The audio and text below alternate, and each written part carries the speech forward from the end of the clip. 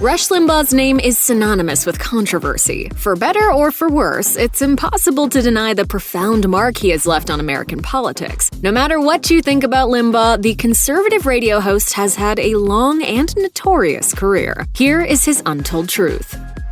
Rush Limbaugh has had a wild ride. We know him as the host of The Rush Limbaugh Show, but he has had many other adventures along the way. He started working in radio at age 16, spending mornings and afternoons at the local radio station. Limbaugh wanted to pursue a career in radio, but was fired from 3 different radio stations before getting the gig at KFBK in Sacramento that shot him to stardom. Since then, he's been a force on conservative talk radio, branching out into many other media opportunities and becoming a millionaire many times over. He has written several books, 5 of which are part of a series for young readers. He's influential in politics, with Pat Buchanan having claimed during the 1992 presidential campaign that Limbaugh's on-air support was a big help to his primary campaign. The radio host had a great gig on ESPN's Sunday NFL Countdown show, but resigned after making racially charged comments that were deemed insensitive and inappropriate about Philadelphia Eagles quarterback Donovan McNabb. In 2007, he was nominated for a Nobel Peace Prize, and in 2010, he was a judge at the Miss America pageant. How's that for an eclectic mix of activities?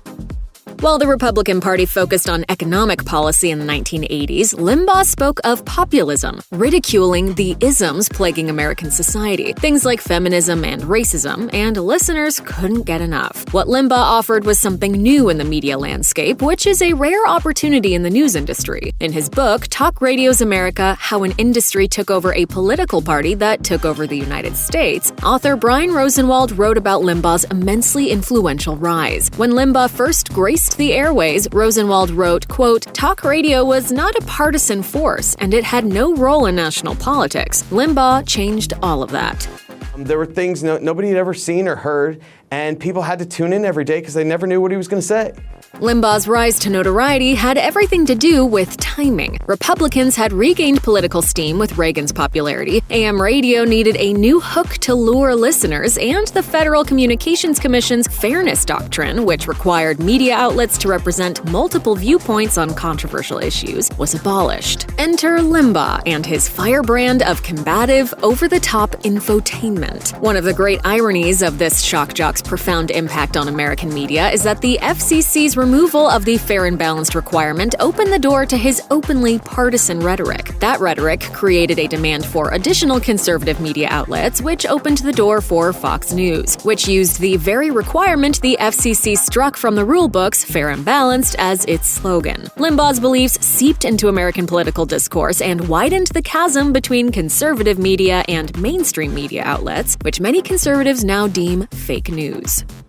Ronald Reagan first used the term elite in a pejorative manner during a 1964 speech, A Time for Choosing. He said, "This is the issue of this election, whether we believe in our capacity for self-government or whether we abandon the American Revolution and confess that a little intellectual elite in a far distant capital can plan our lives for us better than we can plan them ourselves." Various conservative pundits and politicians have used different combinations of words with elite in the years since Reagan's speech, but Rush Limbaugh, again, thanks to his joining the media landscape at the right time, further popularized the term liberal elite and gave it wings by introducing it to his ever-growing audience. Perhaps being a college dropout gave him some added street cred in this realm. The New York Times Magazine reported that the use of the term liberal elite has been a favorite term of the American right wing since Limbaugh's career took flight in the late 80s. He consistently uses the term to create an us versus them dynamic between his American audience and the people in power, supposedly keeping them down. Limbaugh says Democratic Party leaders are out of touch with the needs of real Americans. Is it an effective message? If it weren't, Donald Trump would likely have lost the 2016 presidential election. The Guardian reports that it was the perceived smugness of liberal elites, especially those in the media, that helped to push voters to Trump in a big way in 2016. Rush Limbaugh stunned fans when he revealed in October 2003 that he had been addicted to prescription painkillers for many years. The announcement came after Limbaugh's former housekeeper went public with details of his illegal activity after a promise of immunity, per Deseret News. Limbaugh entered a 5-week inpatient rehabilitation program for his addiction, which began following back surgery, and he continued to receive outpatient treatment after returning to work. A criminal investigation resulted in charges being filed against him in 2006 for doctor shopping, which means visiting more than one doctor to deceptively obtain multiple prescriptions for opioids or other addictive medications. CBS News reports that he was prescribed 2,000 painkillers in 6 months from 4 doctors, all filled at the same pharmacy. Prosecutors agreed to drop the charge if the radio host agreed to continue treatment. Limbaugh had previously voiced disdain for drug use, saying on his show in 1995, "There's nothing good about drug use. We know it. It destroys individuals. It destroys families. Drug use destroys societies. We know what happens to people in societies and neighborhoods which become consumed by them. And so, if people are violating the law by doing drugs, they ought to be accused, and they ought to be convicted, and they ought to be sent up." One might think this experience would teach Limbaugh the lesson, judge not lest ye be judged, but this is Rush Limbaugh we're talking about. Being judgmental is kind of his whole brand. Rush Limbaugh revealed to his listeners in 2001 that he had experienced rapid hearing loss and gone almost completely deaf in a matter of about 5 months. Doctors soon announced that they had diagnosed him with autoimmune inner ear disease, or AIED, which damaged both of his ears. AIED happens when the body's immune system mistakes normal ear tissue for something harmful, like a virus, and has an inflammatory reaction that ends up damaging the ear. There was public speculation that his addiction to painkillers had caused the hearing loss. According to Salon, Limbaugh's doctors maintained the cause of the hearing loss was AIED, though a UCLA neurologist did note that painkiller-related hearing loss can present like AIED and be mistaken for it if the patient does not admit to drug use. After losing his hearing, CBS News reported that Limbaugh made use of an elaborate system of monitors and transcribers at his South Florida studio in order to read along with what people who called into the show were saying, but all hope was not lost. The shock jock received his first cochlear implant in his left ear in December 2001. He later received a second state-of-the-art cochlear implant in his right ear in 2014.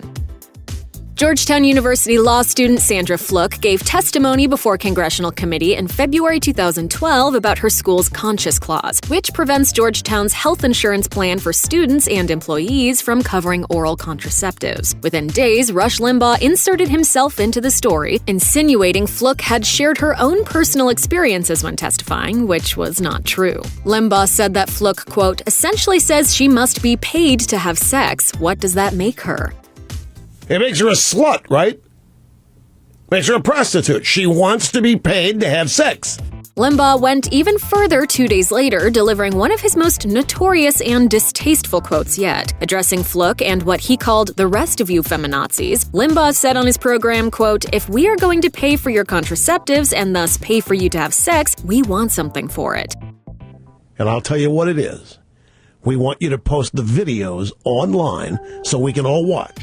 These comments ruffled so many feathers that it was a catalyst for many women to embark upon women's rights activism. Limbaugh eventually posted an apology on his website, reading in part, "My choice of words was not the best, and in the attempt to be humorous, I created a national stir. I sincerely apologize to Ms. Fluke for the insulting word choices. Despite the public mea culpa, Fluke wasn't having any of what he was selling and rejected the apology during an appearance on The View." Is that I don't think that a statement like this, issued saying that his choice of words was not the best, changes anything.